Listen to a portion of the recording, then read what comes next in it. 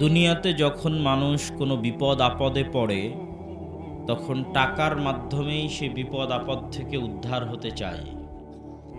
যেমন case, court, কাচারি, মামলা, মোকদ্দমা এগুলো টাকা ছাড়া চলে না। অ্যাক্সিডেন্ট, অসুস্থতা, রোগ বালাই, অসুখ বিসুখ, মেডিকেল ক্লিনিক, হাসপাতাল এগুলো সব জায়গায় টাকার প্রয়োজন হয়। এই ধরনের যে কোনো বিপদে যখন মানুষ পড়ে, তখন সে টাকা দিয়েই সেই বিপদ থেকে উদ্ধার হওয়ার চেষ্টা করে। তো আজকের দুনিয়াতে যেমন মানুষ বিপদ থেকে বাঁচতে চায় টাকা দিয়ে, পরকালেও এই ধরনের বিপদে মানুষ পড়বে। পরকালেও মানুষের নামে মামলা, মোকদ্দমা, কেস, কোর্ট, কাচারি সব কিছু হবে। তো পরকালে যখন মানুষ বিপদে পড়বে, তখনও মানুষের কাছে টাকা দিয়ে বাঁচার সুযোগ থাকবে। জরিমানা হিসেবে টাকা দিয়ে, বিভিন্নভাবে টাকা দিয়ে বাঁচার সুযোগ থাকবে। কিন্তু দুঃখজনক হলেও সত্য, ওই টাকা ওই দিন ইনস্ট্যান্ট ব্যবস্থা করা যাবে না। ইমিডিয়েট ওই সময়ে কেউ ধার কর্জ হিসেবে টাকা দিবে, এটা ব্যবস্থা করার সুযোগ নাই। ওই দিন ওই টাকাই ব্যবহার করা যাবে যা দুনিয়া থেকে অগ্রিম পাঠানো হয়েছে। কেননা দুনিয়ার মানুষের কাছে জান্নাতে যাওয়ার ক্ষেত্রে ইবাদতের গ্যারেন্টি মানুষের পক্ষে দেওয়া সম্ভব নয়। কেউ উপস্থিত মাজমার বলে দিতে পারবে যে আমার বয়স যখন 10 হয়েছে তখন থেকে নিয়ে আজ পর্যন্ত এক ওয়াক্ত সালাত কাজা করিনি, এক ওয়াক্ত সালাত বাদ দেইনি, এটা মানুষের জন্য খুব কঠিন। খুব আল্লাহওয়ালা পরহেজগার মানুষ যদি বলেই ফেলে যে হ্যাঁ, আমি আমার জীবনে এক ওয়াক্ত সালাতও কাজা করিনি গত 30 বছরে, গত 40 বছরে, তাহলে এটা বলা কঠিন যে ওই সালাতগুলোতে আমার পরিপূর্ণ মনোযোগ আল্লাহর সাথে ছিল, 1 সেকেন্ডের জন্য আমি দুনিয়ার কথা স্মরণ করিনি। তাহলে ইবাদতের গ্যারেন্টি মানুষ শতভাগ দিতে পারে না। কেউ জোর করে দাবি করতে পারবে না যে আমি ইবাদতের জোরে জান্নাতে যাবই যাব। কেননা ইবাদতে কমতি থেকেই গেছে কোনো না কোনোভাবে, নিয়াতে কমতি থেকেছে, আদায় করতে কমতি থেকেছে, সালাত, সিয়াম, হজ, জাকাত যেটাই হোক। তাহলে ইবাদত দিয়ে মানুষের পক্ষে গ্যারেন্টি দেওয়া সম্ভব নয় যে আমি নিশ্চিত জান্নাতে যাব। ঠিক তেমনি মানুষের পক্ষে নিশ্চিত জান্নাতে যাওয়ার গ্যারেন্টি পাপ মুক্ত থাকার মাধ্যমে দেওয়া সম্ভব নয়। যে আল্লাহ, আমি জীবনে কোনোদিন পাপ করি না, তবে আমাকে জান্নাতে দিতেই হবে তোমাকে। যেহেতু পিতা আদম ভুল করেছেন, অতএব মানুষও ভুল করবে। আল্লাহর নবী বলেছেন সকল মানুষ পাপী, সবাই পাপ করে। তাহলে মানুষ পাপ মুক্ত থেকেও গ্যারেন্টি দিতে পারতেছে না জান্নাতে যাওয়ার, শতভাগ ইবাদত করেও গ্যারেন্টি দিতে পারতেছে না জান্নাতে যাওয়ার। তাহলে জান্নাতে যাওয়ার গ্যারেন্টি দিতে পারে এরকম 2টা জিনিস পৃথিবীতে আছে, যেই 2টা জিনিস দিয়ে নিশ্চিত জান্নাতে যাওয়া যাবে। ইন্নাল্লাহ আশতারা মিনাল মুমিনিনা আনফুসাহুম ওয়া আমওয়ালাহুম বিআন্না লাহুমুল জান্নাহ। আল্লাহ সুবহানাহু তাআলা জান্নাত বিক্রি করবে, মানুষ কিনে নিবে। শুধু 2টা দিয়ে জান্নাত ক্রয় বিক্রয় সম্ভব। ঠিক যেভাবে আপনারা বগুড়া, গাইবান্ধা, রংপুর, ঢাকায়, গুলশানে, দুবাইয়ে প্লট বা ফ্ল্যাট কিনেন, আল্লাহ সুবহানাহু তাআলা ওইভাবে জান্নাতের প্লট, ফ্ল্যাট বিক্রি করে দিবে, আপনাকে কিনে নিতে হবে। এই ক্রয় 2টা মাধ্যমে সম্ভব। এক, আনফুসাহুম, মানুষ তার জীবনকে আল্লাহর রাস্তায় দিয়ে দিবে। কেউ যখন আল্লাহর রাস্তায় যুদ্ধ করতে গিয়ে শহীদ হয়, তখন ওই যে ইবাদতের যত কমতি আছে, যত গুনাহ আছে, এই 2টেই শতভাগ ক্ষমা হয়ে যায় এবং জান্নাত তার কাছে বিক্রি হয়ে যায়।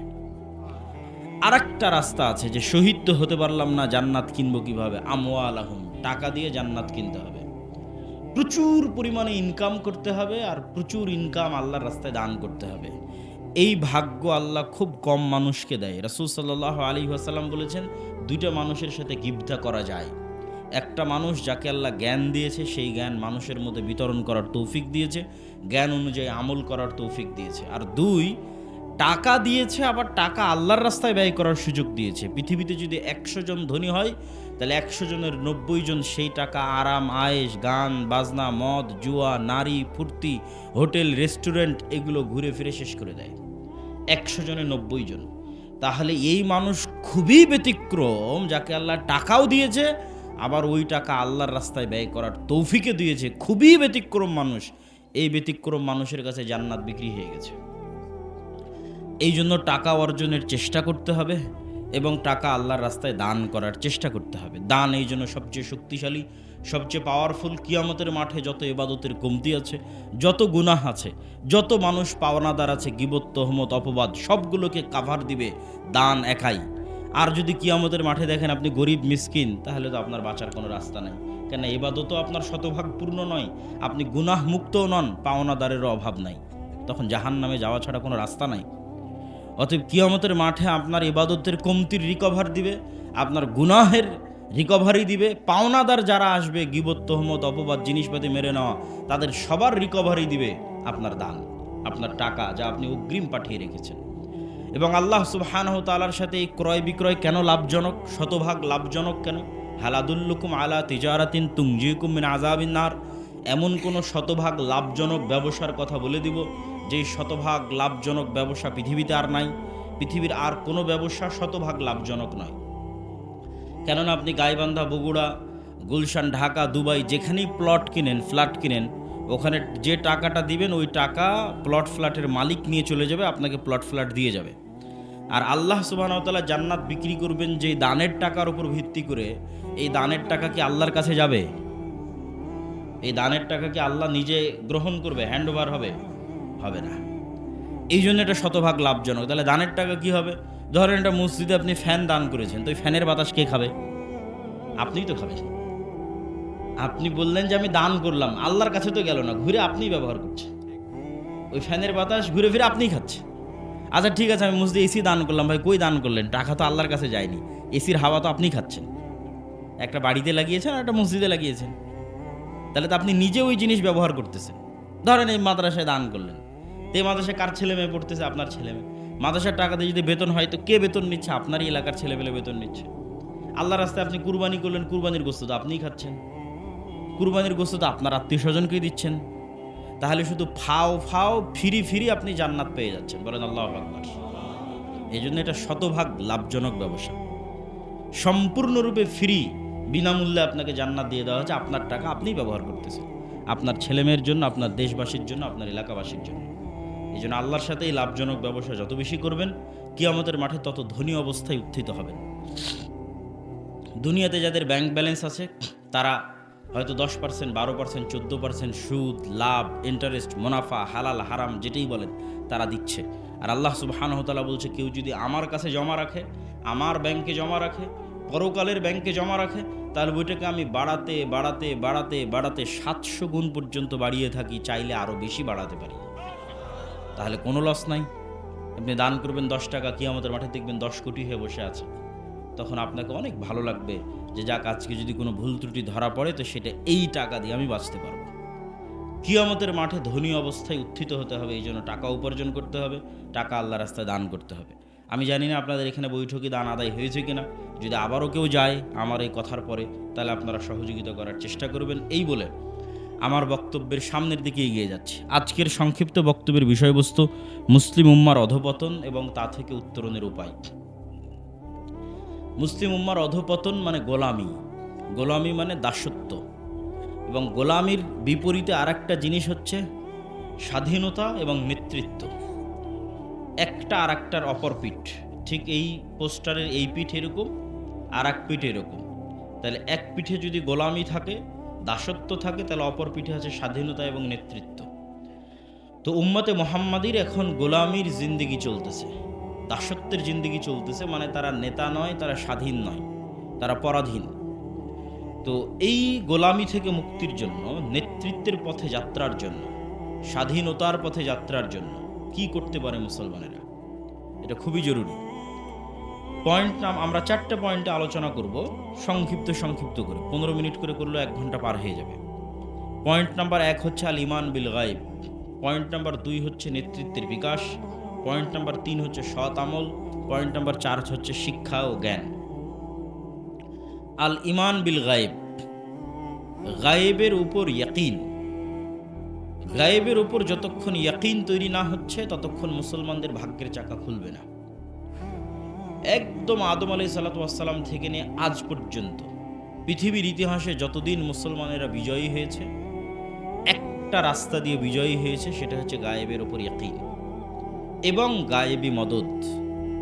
এবং 2-1টা করে উদাহরণও দিব। তার আগে কোরআনের একটা আয়াত শুনেন। একদম কোরআনের শুরুতে প্রথম পৃষ্ঠায় আল্লাহ বলছেন, জালিকাল কিতাবু লা রাইবা ফীহি হুদাল লিল মুত্তাকিন, এই বই মুত্তাকিদের জন্য দিয়েছি, মুমিনদের জন্য দিয়েছি। এই কোরআন তোমরা কি জানো মুমিন কারা, মুত্তাকি কারা? আল্লাযীনা ইউমিনুনা বিল গায়ব, মুত্তাকি এবং মুমিন ওয়ারাই যারা গায়েবে ঈমান রাখে, না দেখা জিনিসে ঈমান রাখে। আজকে এখানে আব্দুল্লাহ বিন আব্দুর রাজ্জাক উপস্থিত হয়েছে, এটা একটা হিন্দুও বিশ্বাস করবে। সূর্য ডুবে গেছে, এর একটা কাফের নাস্তিকও বলবে হ্যাঁ সূর্য ডুবে গেছে, কারণ এগুলো দেখা জিনিস। দেখা জিনিসে বিশ্বাসের নাম ঈমান নয়। আজ এখন এখানে ফেরেশতারাও উপস্থিত আছে, এটা হলো না দেখা জিনিস। আজ এখন এখানে যে ফেরেশতারা উপস্থিত আছে, এটার উপর কার ঈমানের মাত্রা কোন লেভেলে, ও অত বড় মুমিন। যার ঈমানের মাত্রা ইয়াকিনের লেভেলে, যে ওর নিজের অস্তিত্বের চেয়ে ওর বিশ্বাস বেশি আছে যে ওর সাথে ফেরেশতা আছে এবং এখানে ফেরেশতা উপস্থিত আছে, এ হচ্ছে ইয়াকিন রাখে গায়েবের উপর। তো এইরকম যা ঈমানের 6টা অধ্যায়, 6টা রুকুন, তার বেশিরভাগই গায়েব। আল্লাহকে কেউ দেখেনি, জান্নাত জাহান্নাম এখানে কেউ দেখেনি, কবরের আযাব এখানে কেউ শোনেনি, তাকদীরের লিখন এখানে কেউ জানে না, ফেরেশতাকে এখানে কেউ সচক্ষে দেখেনি, সবই গায়েব। এই গায়েবের বিষয়গুলোর উপর মুসলমানদের ইয়াকিন যেই দিন সর্বোচ্চ পর্যায়ে পৌঁছে যাবে, ওটাই হলো মুসলমানদের ভাগ্যের চাকা খুলে যাওয়ার রাস্তা। আর এটার উপর বিশ্বাস যত দুর্বল, পরাজয় তত সন্নিকটে। এই জন্য এই আয়াতগুলোর শেষে আল্লাহ বলেছেন ওয়াবিল আখিরাতি হুম ইউকিনুন, আখিরাত গায়েব, পরকাল গায়েব। এই গায়েবের উপর তোমাদের ইয়াকিন লাগবে, যেন তোমরা নিজে চোখে দেখেছো এর চাইতে বেশি ইয়াকিন। নবীদের জন্য অনেক গায়েবের পর্দা উন্মোচন করে দেওয়া হয়েছে। মালাকুত আস-সামাওয়াতি ওয়াল আরজ, আসমান জমিনের রহস্য, গায়েবের যে পর্দা, এটা প্রায় সব নবীর জন্য কিছু না কিছু উন্মোচন করা আছে। ফলত নবীদের ইয়াকিন তৈরি হয় গায়েবে। যেমন মুহাম্মদ সাল্লাল্লাহু আলাইহি ওয়াসাল্লামকে মেরাজের সফর করানো আছে, মুহাম্মদ সাল্লাল্লাহু আলাইহি ওয়াসাল্লাম স্বচক্ষে জান্নাত দেখেছে, স্বচক্ষে জাহান্নাম দেখেছে, স্বচক্ষে আসমান দেখেছে, স্বচক্ষে কবরের আযাব দেখেছে। তাহলে মুহাম্মদ সাল্লাল্লাহু আলাইহি ওয়াসাল্লামের জন্য গায়েবের পর্দা উন্মোচিত হয়ে গেছে, তার ইয়াকিন অর্জিত হয়েছে। তার ঈমান আমার ঈমান মিলবে না। ঠিক অতীতে যত নবী চলে গেছে, তাদেরও গায়েবে ইয়াকিন তৈরি করার জন্য তাদের কিছু কিছু গায়েবের পর্দা তাদের জন্য উন্মোচন করে দেওয়া আছে। যেমন ঈসা আলাইহিস সালামের ক্ষেত্রে কোন গায়েবের পর্দা উন্মোচন করা আছে? জীবিতকে মৃত করা, এটা গায়েব।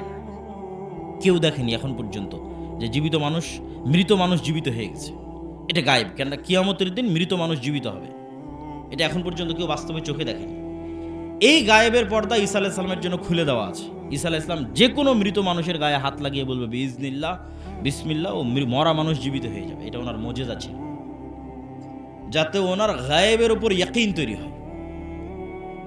এইভাবে অতীতের যেমন মুসা আলাইহিস সালাতু ওয়াস সালাম, মুসা আলাইহিস সালাতু ওয়াস সালামের পক্ষে কখনোই সম্ভব নয় যে উনি ফেরাউনের সামনে দাঁড়িয়ে দাওয়াত দিবে। কেন সম্ভব নয়?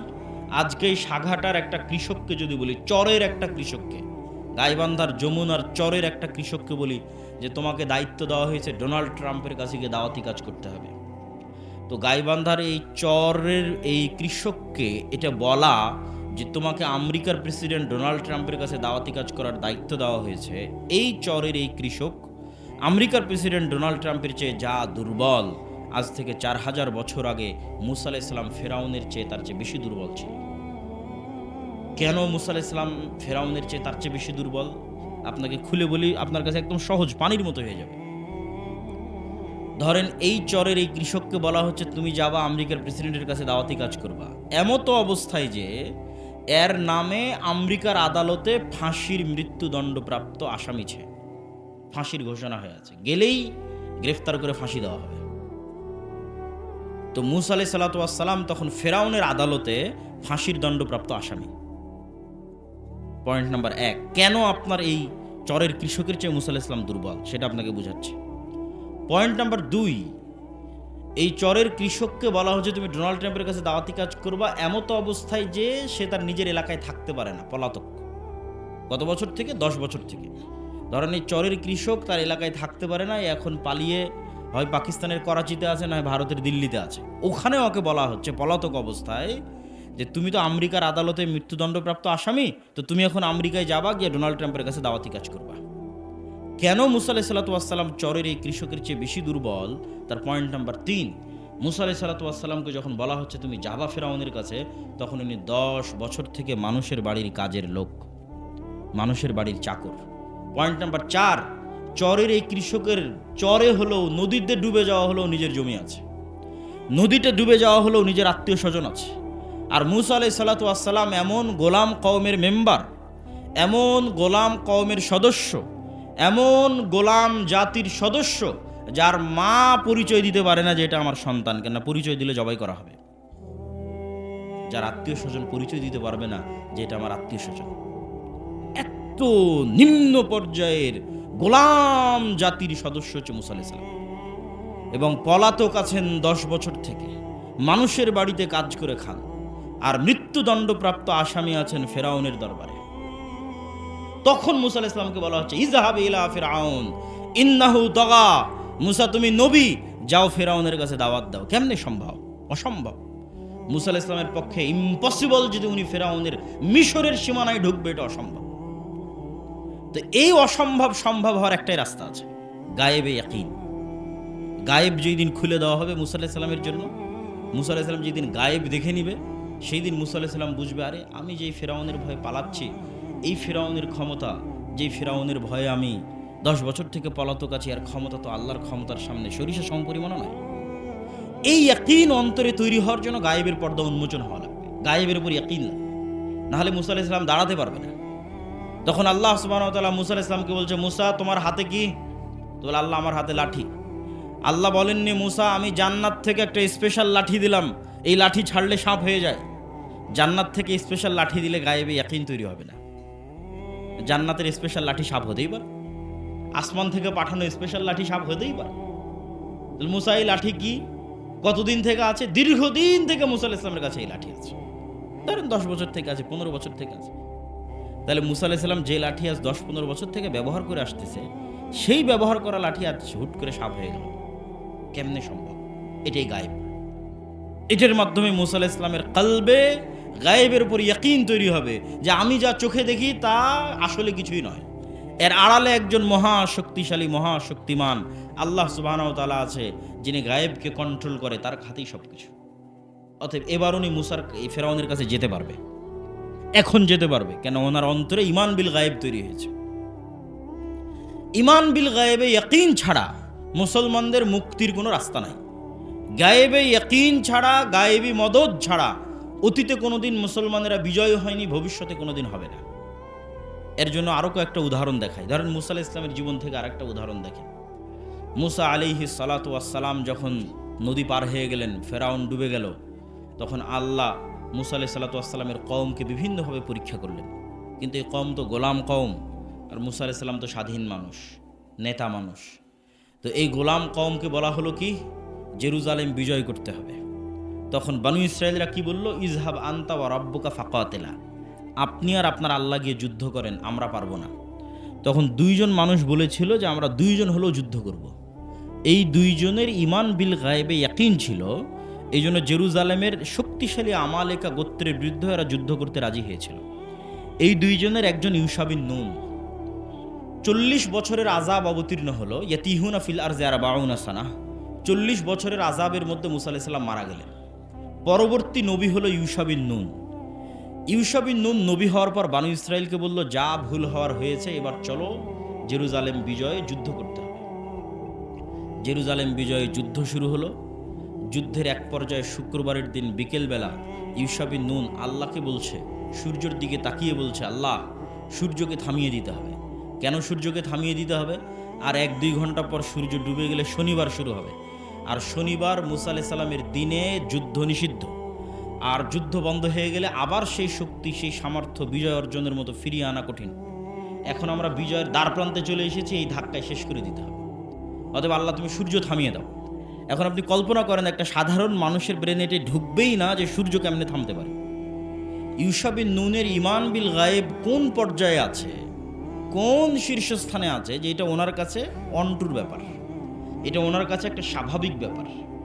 কেননা উনি গায়েবে ইয়াকিন রাখে যে পৃথিবী আমরা চোখে দেখি, এই পৃথিবী আসল পৃথিবী নয়। গায়েবে ইয়াকিন ওনার কোন লেভেলে, যে উনি ইনস্ট্যান্ট বলে দিচ্ছে সূর্য থামিয়ে দিতে হবে, যুদ্ধ আজকে এখানে শেষ করতে হবে। এই লেভেলের ইয়াকিন যতক্ষণ অর্জিত না হবে ততক্ষণ সম্ভব নয়। তো ইউশা বিন নুন আল্লাহকে বললেন, আল্লাহ সূর্য থামিয়ে দিতে হবে। আল্লাহ বললেন, ঠিক আছে, সূর্য থামিয়ে দিলাম। সহিহ বুখারীর হাদিস, একদিন 2 দিন, কেউ বলেছে 3 দিন, কেউ বলেছে 4 ঘন্টা 5 ঘন্টা, যতক্ষণই হোক আল্লাহ সুবহানাহু ওয়া তাআলা সূর্যকে থামিয়ে রেখেছিলেন বিজয় সমাপ্ত না হওয়া পর্যন্ত। বলেন আল্লাহু আকবার। তাহলে এখন বলেন, ইউশা বিন নুন যখন বিজয়ী হচ্ছে এই আমালেকা গোত্রের উপর, তখন দুনিয়াবি লজিকে বিজয় অসম্ভব। কেন আমালেকা গোত্রদের এক একজনের দেহই ছিল 10 তলা 15 তলার সমান, এত শক্তিশালী। এই জন্য এরা ভয়ে যুদ্ধ করতে চায়নি 40 বছর আগে মুসা আলাইহিস সালামের সময়। দুনিয়ার লজিকে যুদ্ধ সম্ভব নয়। 2 জন যুদ্ধ করতে চেয়েছিল কেন? ওরা গায়েবের লজিকে যুদ্ধ করতে চেয়েছিল, যে মুসলমানের বিজয় গায়েবী মদদে সম্ভব, এর বাইরে মুসলমানের বিজয় সম্ভব নয়। দুনিয়ার সিস্টেমে মুসলমানদের বিজয় অসম্ভব, গায়েবের সহযোগিতায় বিজয় সম্ভব। মুসা আলাইহিস সালাম, ফেরাউন ডুবে যাবে, মুসা আলাইহিস সালাম বিজয়ী হবে, এটা পৃথিবীর কোনো লজিকে সম্ভব নয়। কেন আজকের এই যমুনার চরের কৃষকের চেয়ে বেশি দুর্বল মুসা আলাইহিস সালাম, আর আজকের ডোনাল্ড ট্রাম্পের চেয়ে বেশি শক্তিশালী ফেরাউন। কেমনে বিজয় সম্ভব? অসম্ভব। কিন্তু সম্ভবের একটাই রাস্তা আছে, সেটা হচ্ছে গায়েবী মদত। যেই দিন তালুত এবং দাউদ আলাইহিস সালাতু ওয়াস সালাম জেরুজালেম বিজয়ের জন্য রওনা দিয়েছে, এটা আরেক যুদ্ধ, রওনা দিয়েছে, সেই দিন আল্লাহ বলেছে, আজ তোমাদের পরীক্ষা করব, নদী পার হতে হবে, কেউ নদীর পানি পান করতে পারবে না। সংক্ষেপে সংক্ষেপে বলতেছি, তো নদীর পানি পান না করে পার হতে সক্ষম হয়েছে 300 জন।